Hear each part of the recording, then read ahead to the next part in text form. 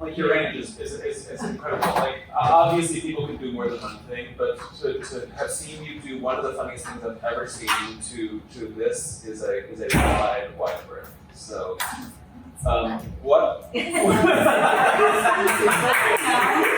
I social distanced, then I was like, wait, I know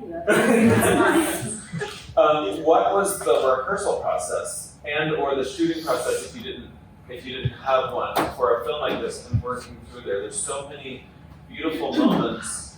How much was fully planned out? How much was found on set? Or how much did you rehearse at all, or did you just turn the camera on and go? We didn't really rehearse so much as block it. Blocking was seemed paramount to us, so we did have a day of blocking. But Shannon and I really didn't get into it till we started shooting, and then we talked a lot about how the character was feeling in that moment, and because there's no dialogue, it's just super important what her motivation is. Right. For, why is she going to the door? How's she feeling when she goes? We talked a lot about feelings. Yeah. So we did talk a lot, and we tried different things. And sometimes what I was asking for didn't work, so I would talk with Shannon and say, well, what do you think? What would your characters do in this moment? Do you think what would make sense? And those were usually the ones we chose. The takes we usually chose. Yeah. And it's obviously very well crafted, so I certainly didn't mean to it. And how true to your original kind of shape did it stay, or did it start changing in the editing room? Oh boy, the script was really hard to write, and I'm part of an amazing group, the New Jersey Screenwriters Group. Woo! So initially, when I wrote the script, it had 3 locations. It had dialogue, and in crafting it with the group and getting their feedback, I finally realized, what this needs to be no dialogue. It needs to feel like she's in a mausoleum, and one location, simple. Yeah. So as far as that goes, what we shot is pretty much adheres to the script, but the ending is not the original ending from the script. We were on set blocking. My co-director couldn't be here today, Bill Prescott. He's a huge horror guy, and that's why I wanted him to co-direct with me. It's a fantastic podcast called The Last Knock. Check it out.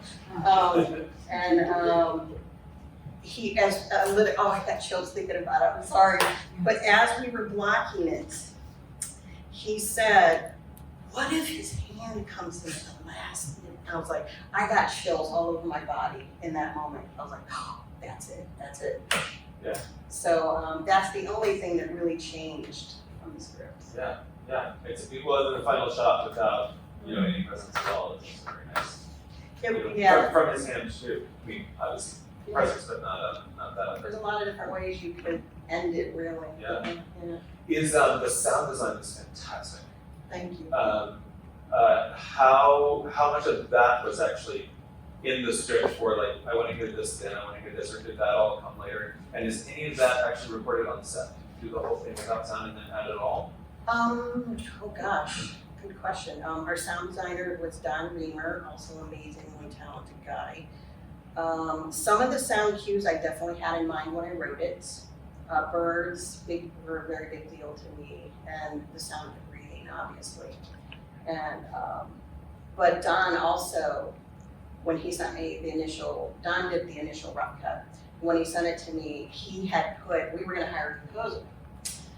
And he had put that soundtrack that you hear now in there, the sci-fi, and when I heard it, I just melted. I just thought, oh my God, that I would never have thought of that. I was gonna, like beautiful piano or something. He put that sci-fi in there, and I just thought, oh, that's perfect. And it matches the theme of the little boy, his love of space. Yeah. And oh my gosh, it was a lot of it was in the script, yes, but then Don contributed a lot. And we did have to do quite a lot we did have sound issues. So we did have to do like an extensive sound mix at the end. Shannon, when you approach something like this, how do you delve into that? And are you the type of person that needs to then stay there for the whole shoot, because if you try to break, then you can't get back into it? Yes, I live there. Vicky is actually really wonderful. Before we shot, she went to breakfast with everybody else and left me alone in the apartment. So I got to live by myself in the apartment with all of the little child things that are there. Set up for the shoot. Yeah, so by the time they came back, it was like you guys walked in the door and everyone was like, "Hey, what?" It was like walking into a wake, like don't talk to her, just let her be, you know, just leave her alone until we need her and then go. But no, I just stay there. Yeah. What, so the concept of, you know, dying in art and being aware of our death in art is familiar to me. The Victorian death portraits was not. So I actually, you know, so then I get all I sidetrack and I go down a tube where I'm like looking into that, and that's like chilling. Yeah. Is that what brought you to this? I know some of the personal reasons of what brought you to this story that you're welcome to talk about, because it's not specifically this setup, but what brought you to this, the channeling of death as art? Oh gosh. Well, I mean, I'm a Victorian nut. Like my mother used to always say I was born in the wrong era. I should have been born in Victorian times. Yeah, thank you. Jeez. And the whole story was inspired by my grief of losing my mother and just really struggling with it. And one day the thought occurred to me, could grief literally kill you if you let it? And then the story started coming to me. I was like, well, what if there's a woman? What is the absolute worst grief? I mean, everyone's different, but I tried to think, what is the worst grief possible? To me, that would be a mother losing her very young child. Not only that, but believing that it was her fault. And that's her backstory that you don't see. So then the story started coming, and then the Memento Mori came to me, and I just thought, well, what if she came across these images online? And at first, I tried to make a progression where at first you can't really tell that they're dead, and then increasingly it becomes clear this child is dead. And it kind of, it matched the tone I was going for, because the Victorians didn't have, you know, well, they didn't have video, and photography had just come out. So it became a really big fad. When your loved one died, they didn't have pictures of them. So it became a fad to prop your loved one up and make them look like they were still, so that you could have an image that looked like they were still with you. Yeah.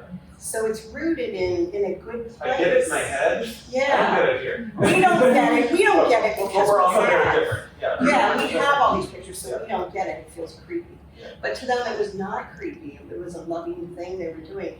But I just thought, you know, it's so interesting, this mother from modern times, looking back on something very old-fashioned and creepy, but find, you know, that you relate to that. Yes. Yeah. It's Yeah. very poignant. It's very such a beautiful tie-in to the whole piece. Questions for Mr. Ward? Question for the actor. What were you thinking of during that breakdown at the end?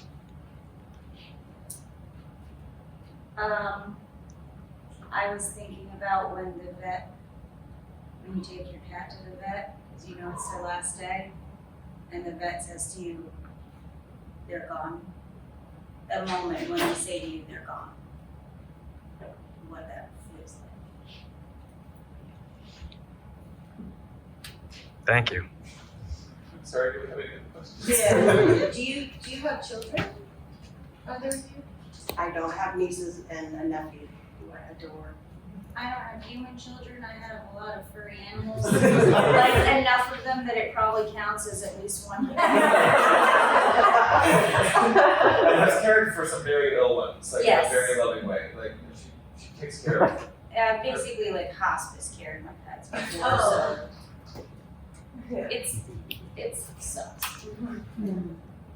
Thank you. It's a friend of mine has recently talked about companions in grief art. I would definitely say that this is as a part of grief art. She's a grief therapist and has written books on grief, and so she connects with that. And I saw this. I was like, yes, this is grief art. It's a beautiful done. Thank you. And that's Mark Ward was our EP, by the way. That's fabulous. Can I make a quick comment? If anybody wants to be a filmmaker and feels creative limitations, we shot that film on this phone. Oh, Yeah. Wow. Sure. beautiful. Good job, Mark.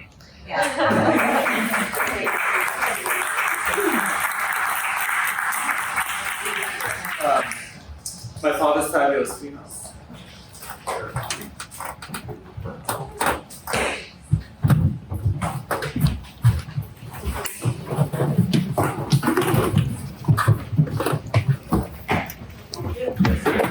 Good job, buddy. Thank you.